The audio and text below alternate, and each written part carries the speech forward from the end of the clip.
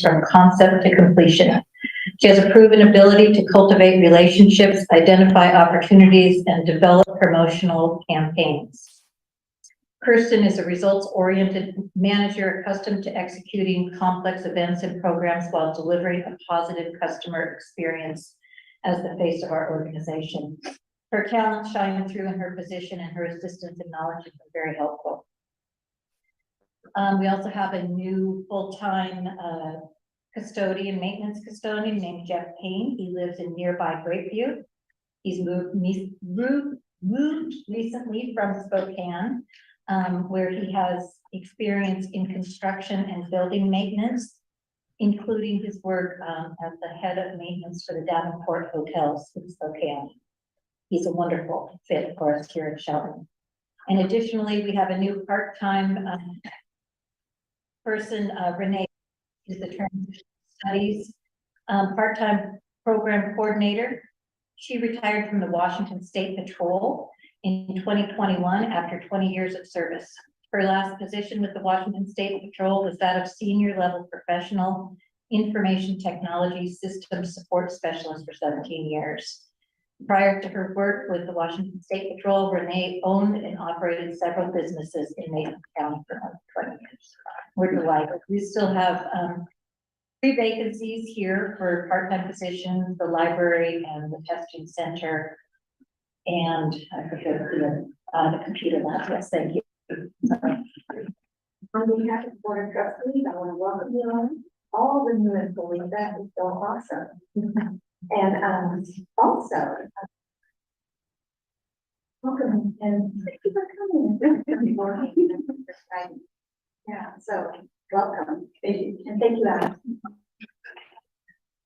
And I believe that is all the new employees we have being introduced this evening. Great, thank you, Alex. So while we do not have a study session scheduled for tonight, we do want to take a moment to acknowledge a longtime employee who will be transitioning to retirement. I'll return the floor back over to Alex. Oh, Dave? Yep. So Dave Matthews was our part-time security officer here in Shelton for 20.5 years. We had a recognition ceremony for him earlier. He just celebrated his 80th birthday on July 4th. And his daughter kind of twisted his arm into retirement. And so we were very sad to see him go, but he was delighted to have the recognition earlier today. That is so amazing. Well, thank you, Allison, and congratulations to Dave on his retirement. And we sincerely thank him for all those many years, the 20 plus years. That's amazing. At 80, yeah, wow. That's awesome. I tell you, that kind of speaks to OC. Yes. And people love what we do and they stick around. Mm-hmm. Yeah. So hopefully he'll enjoy his retirement. All right. We have here Board of Trustees. Moving on to the business meeting portion of the agenda. Do any of the trustees have anything to report? No. Okay, great. All right. Right on to the communication items. From the public. This is the communication from the public on action items really on the agenda. Since there are no action items, there is no communication from the public in that manner. Great, thank you, Adam. All right, and our consent items, approval of the draft minutes for the June 2023 regular Board of Trustees meeting. Do I have a motion? Vote that we accept the minutes from the board meeting. Is there a second? My second. Okay, there's a motion has been made and seconded that we approve the draft minutes for the June 2023 regular Board of Trustees meeting as presented. All in favor? Aye. Any opposed? Any abstentions? Motion carries. Approval of the draft minutes for July 21st, 2023 special Board of Trustee meeting, it was board retreat. So can I get a motion, please? The move that we, the minutes from July 21st, 2023. Great. Is there a second? I'll second. Thank you, Mr. Miller. Okay, a motion has been made and second to approve the draft minutes for July 21st, 2023 special Board of Trustees meeting. All in favor? Aye. Any opposed? Any abstentions? Motion carries. All right, we're gonna move right on to our information items. We have our yearly events calendar for August 2023. All right, so in your packet, you'll see the yearly events calendar. We're still fleshing out the entire academic year. I think most appropriate is September and October. A couple things I wanted to highlight. Faculty are back on contract starting September 1st. And then we have a Labor Day holiday on the 4th. Opening days this year will take place on September 11th through the 15th, with the all college convening taking place Tuesday, September 12th at 9 a.m. It will run till noon. There'll be breakfast provided before and after. We encourage the trustees to attend that opening days all college convening. And I believe instruction's planning to do an all faculty meeting on Tuesday afternoon as well. Wednesdays of that week will be held for division and discipline meetings, so they can get on the same page before the quarter starts the following Monday. And we'll have professional development and information sessions available throughout the week, mostly on Monday, Thursday, and Friday. Friday will also have an all college barbecue served by the executive team. And again, encourage all trustees who can participate to come. One other thing I want to highlight is October is the ACCT Leadership Congress. Instead of being on the East Coast this year, it's in Las Vegas, Nevada. If you're attended and you haven't let me know already, please contact me so we can get you registered and signed up. Any questions? Adam, Yes. what's the correct date for the ACT leadership? It goes from 12/9 to 12/20, 10/9 to 12/23. Oh, it's 10/9 through, I believe, the 12th. Correct. Thank you so much. You're welcome. I'll get that updated for you. Oh, I see it now. I should have put on my glasses. My apologies, Adam. Not a problem. Thank you, Trustee Miller. Thank you, Adam.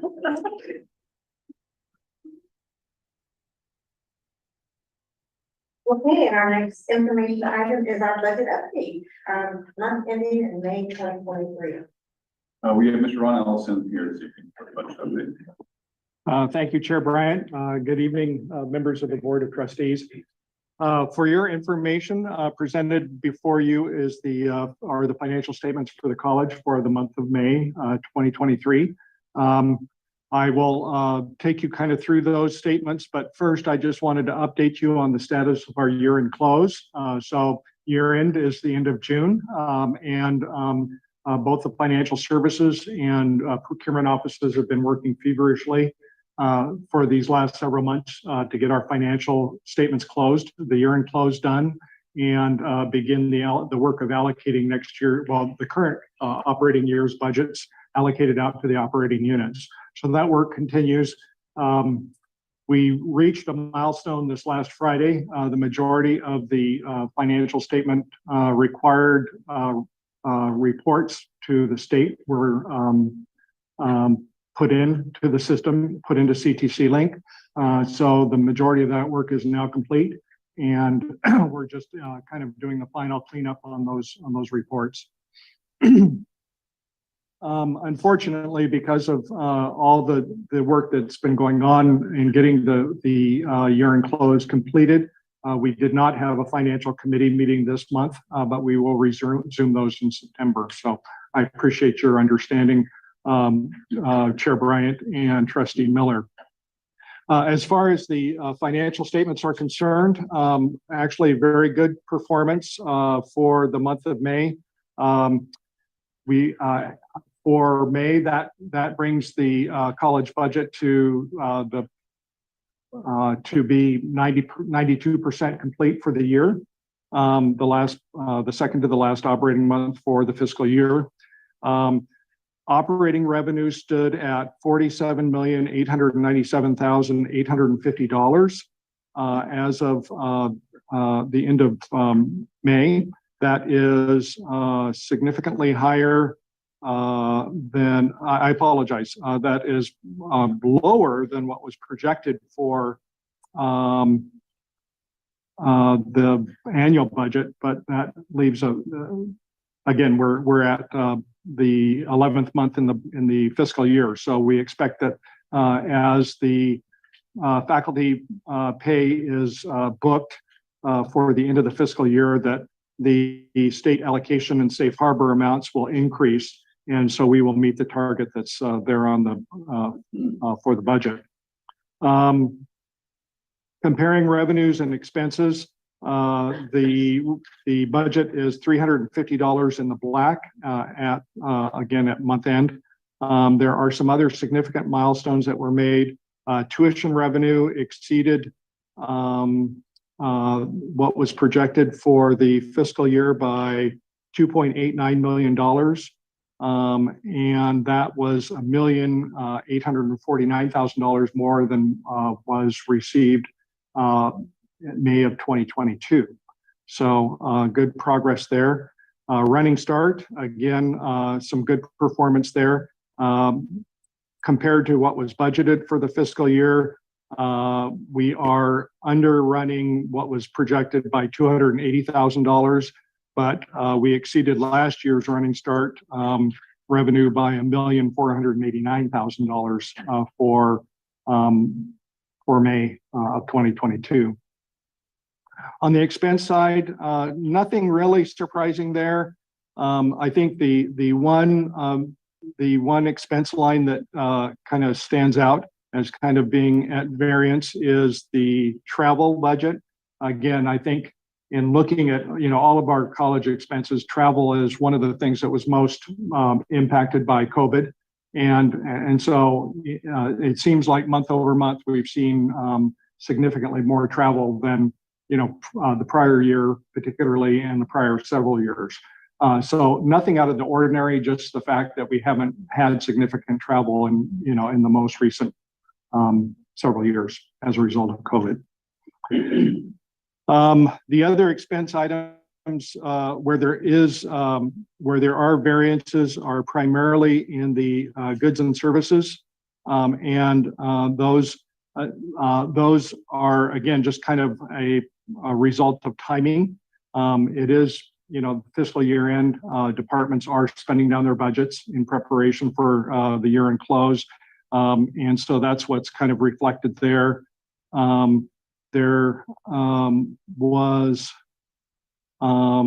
Overall there was $1,771,000 in expense. And as I mentioned, when comparing revenues to expense, we barely exceeded expense by $350.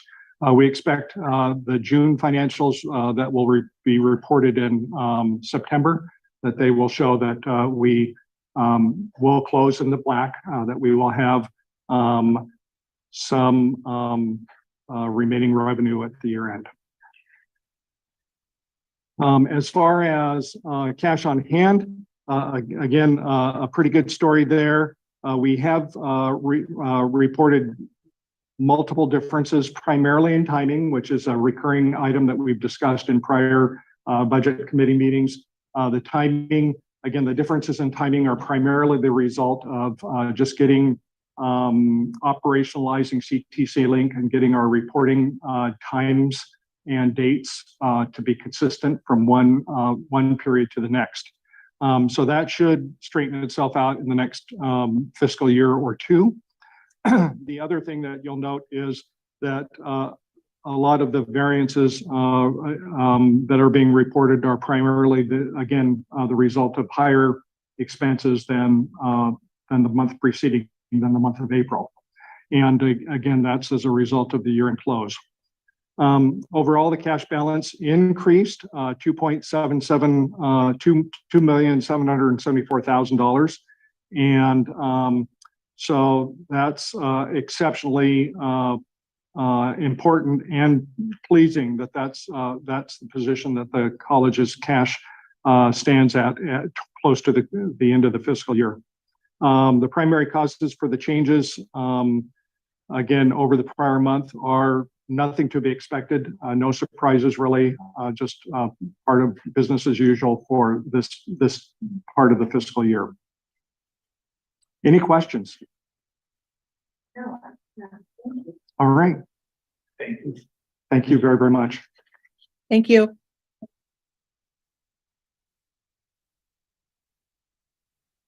Update on policy 300-03.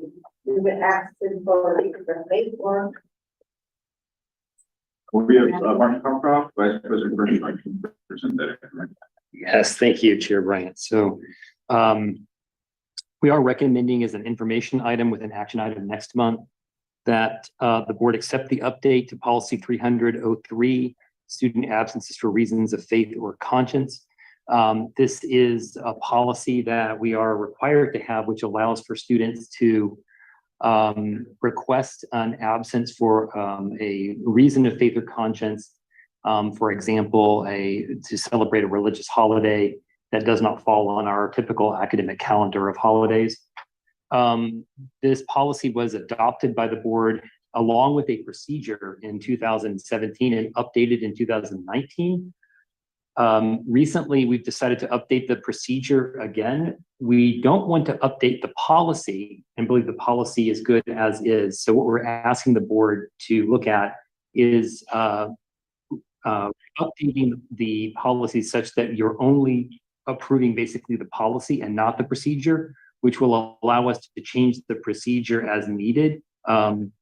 So in this case, for example, the procedure will be implemented by instruction rather than student services, where that procedure has lived for the last 6 years, as long as we've had the policy. my question is that when you update the procedures, will we know that has happened? Or do you just assume because we have the policy? Oh, I'm happy to inform the board about the update to the procedure. Yes. Any discussion or questions, Mark? Trustee Miller, you have any questions? No, thank you. All right, great. Thank you, Mark. You're welcome.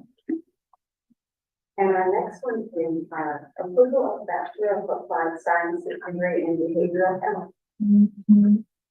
Yes, thank you. So I don't know if we have Morel Cohen on the call, or she might have been trying to come in person. So I'll just field this for now, and then if she happens to arrive, she can speak to it in more detail.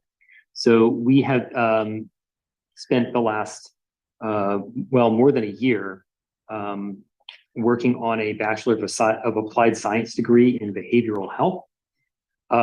Morel Cohen, who's currently serving as the Interim Dean of Social Sciences and Humanities, and Grace Jones, who's a faculty member in Human Services, have been the leads on this degree proposal. This is intended to build upon our applied science degrees, associate of applied science degrees in human services. And this will give these students a pathway to a bachelor's degree right here at Olympic College. Their transfer options have been limited by the only available schools that we have. And so we're excited to be able to offer this degree to meet local demand for the degree and also provide progression for students. Oh, and Morel is here now. So I was just speaking about these degrees, but I'd like to allow Morel to speak because she's been so, she's been the lead in this and knows this degree very well. So would you like to talk about the demand for the BAS degree in behavioral health? Yeah. Welcome, by the way. I'm really sorry I'm late. I was in Bremerton and I totally underestimated how long it was going to take me. I forgot it was a 2-lane road, so I apologize. Yeah, sure. Yeah. So talk about that. Yeah. So you may or may not be aware of some legislative changes around shortage of behavioral health care workers in the state of Washington. That was exacerbated by COVID, but it was already a problem before COVID. Ties into the sort of opioid epidemic as well. Oftentimes folks who are in active addiction also have untreated mental health, and there's a whole debate about the chicken and egg, right? What comes first, the mental health problems, then the addiction, or vice versa. So we've had a long-standing problem in our state and many other states around the shortage of these workers. And we've been asked many times to develop a BAS, but in Olympic College, I've always been aware that if we were developing another degree, we wanted that degree to kind of grow and flourish before we started anything else. So a number of things aligned. COVID sort of pushed it really hard. Then the legislature made monies available for high demand, which they included behavioral health care workers, which they hadn't previously. It was previously nursing and healthcare fields. So once we were included in that, the first push was an apprenticeship program. And you may or may not be aware that we are the sole educational provider in the state for addiction treatment apprentices. So we are providing all of the training. We're the central hub, and we have students from across the state in our apprenticeship program. So then the apprenticeship consortium also asked, well, is there an end game for these students? So yes, they can get entry-level jobs, but what about well-paying jobs with sort of a career path? So that's where the BAS comes in, right? Those students will, yes, they'll get their entry-level positions with us, as do our in-person students, our traditional students. But what happens beyond that? So if you want to be a clinical supervisor, you have to have a bachelor's degree. And then if you want to be a treatment director, you're going to need a master's degree.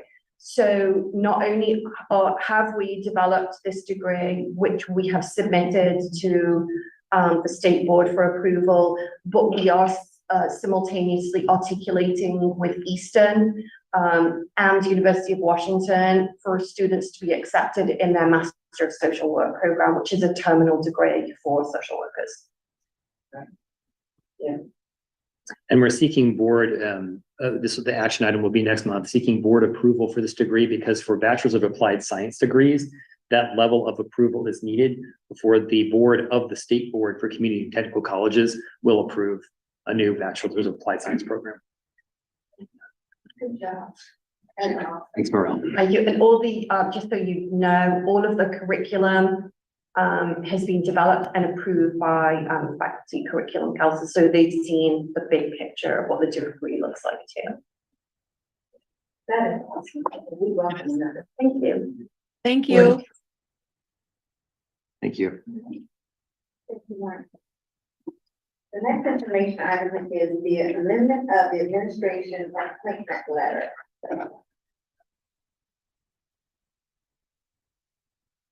Good evening. So what we're asking you to look at tonight is the appointment letter for full-time administrator appointments. As you may remember, if you're dismissed for convenience, you have 4 months severance. What we're adding is that the administrator must complete at least 6 months of employment before being eligible for 4 months of severance. The situation that puts us in before that is we could pay out more in severance than the employee had been here. So this will be up on the next meeting for approval. Next meeting, yeah. Thank you. Thanks.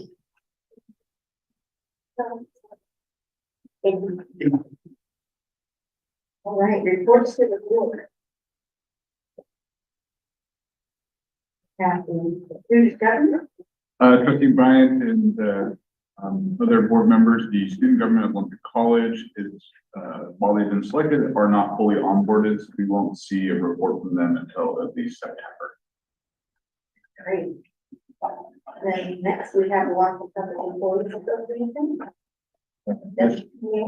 Chair Bryant, I've been told by Chuck Stewart Downer that they do not have a report this evening. Thank you. And the faculty senate report. And the faculty senate has informed me that they have no report this evening as well. Elizabeth Briggs will be back in September to provide their year forward. Thank you. All right, next we have the combined administrative report to the board of trustees. President Collins, do you have anything additional to this report? Just to let you know that I've asked everyone from the executive team to submit a report this month, just a short summary, half page to a page, so you have all that in front of you. Nothing else to add. Okay. Does anyone from the E team have anything to add to their report? I can add to my report that I don't have anything in it. So I'll hold out there. I thought I just mentioned a couple things kind of related to tonight. So one is we are at OC Shelton tonight, and so just a couple of items at OC Shelton. We've been working as a college to increase the number of classes we're offering at Shelton and to bring back enrollments to this campus. The pandemic was especially hard on everybody, but it's been especially hard on our branch campuses. So it's exciting to see that enrollment coming back. As we've been tracking the enrollment figure, you've seen that right now the current enrollments at Shelton are, I believe, for total FTE is 30% higher right now at the current enrollment date than we were at the end of enrollment last year for fall. So that's really good news for OC Shelton. Paulsbo has experienced similar increases in the number of students at their campuses. So I wanted to make the board aware of that. We're going to continue to try to find that success path for Shelton. And really excited to be here with all of the OC Shelton staff and Director Allison Smith, who are just such an integral part of making that work. The other thing I'll note is that we started a construction trades program in the spring and had to push pause on that, but we are looking to bring that back to serve this local community. And so we're definitely forward about that as we try to bring that program back here on this campus. And then finally, I don't know if Carrie wants to talk about this, but because we were just talking about behavioral health, we did get some good news about some funding. I don't know, Carrie, do you want to say a little bit about that?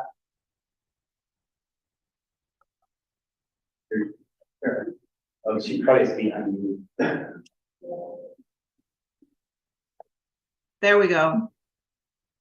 Oh, can you hear me? Yes.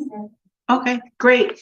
Yeah, so we have the SEIU 1199 Multi-Employer Training and Education Fund, who is our partner in our behavioral health apprenticeships, has given us $125,000 to help with the background work for the apprenticeship programs, and also to help grow the apprenticeship programs on this side of the water. Right now, most of the employers are from Seattle, and we're going to try and grow that over here so that our local employers have the opportunity to put people into the apprenticeship program. So we're really excited to receive that support for this year and next. That'll go, that money will be split between student services and the SSH division. Wonderful. Thank you, Karen. Thank you. Great news. No, No, thank you. thank you for that. Anthony. I appreciate it. Anyone else have anything they'd like to add to their report?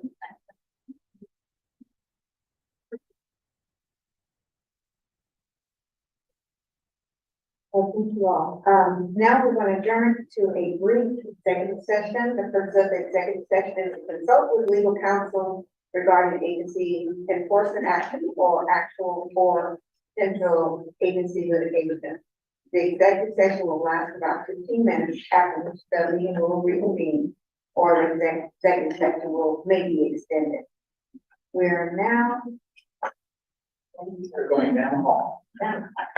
So everyone can stay here. Executive session will take place down the hall of the room. And for trustee Miller and age, we'll go ahead and put you into the breakout rooms. Okay. Okay. I have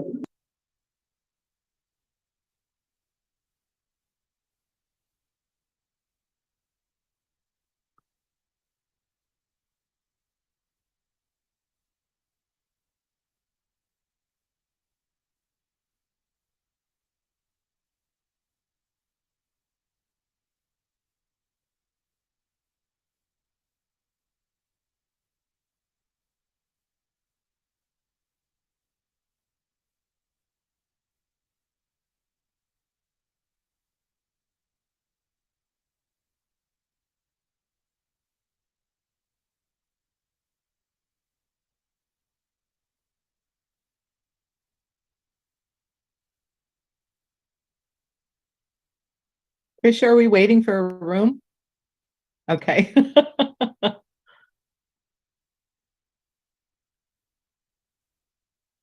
And I have a question. Do we know if there's any deaf participants online here? I honestly don't know. I just got the invite to the breakout room. Did you get it too? No. So I'm assuming maybe we'll just stay right here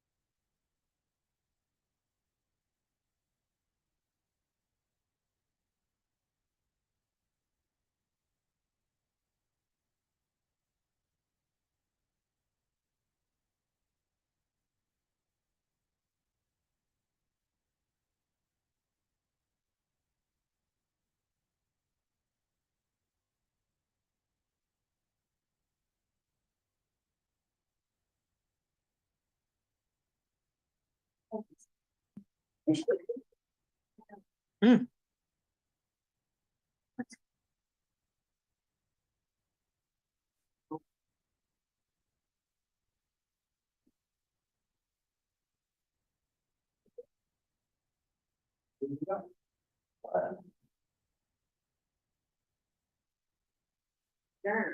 Do we have any additional public comment for this evening?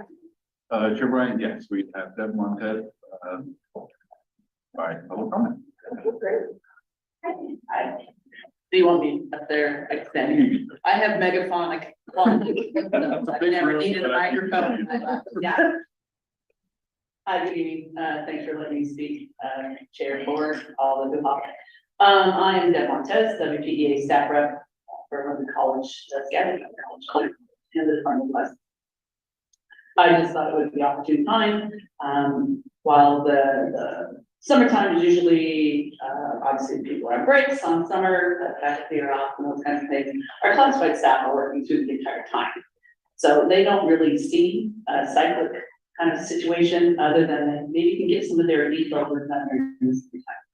What our concerns are coming forward, and we'll be bringing more itemized reports to you in this next year, is the major concern with the leadership in Olympic College. There is major inconsistency. There have been people that have come and gone, and the answer and solution that the college has used in the past is to just upgrade temporarily classified staff into those leadership positions, directors, those kinds of things. That's problematic to the union. We are concerned that they keep hiring folks that aren't qualified or able to do the job that they're supposed to do. And our classified staff are continually picking up those reins across the campuses. So I just want to let you know, put you on notice that we will be itemizing these things every month. We are trying to do that through our LMCCs, our labor management meetings monthly. We are not being heard, or if we are being heard, we're being completely disregarded. So I'm just giving you guys a heads up that it is going to be fairly more formal this year and expect to see more action from the union in a formal sense. Thank you. Thank you. Thank you, Deb. Any items for the good of the order? Do the trustees have any, please? Trustee Miller, do you have anything? for the good No. of the order? Thank you. Here, another item, this meeting is adjourned. Thank you, guys, and thank you, O.C. Shelton. Thank you.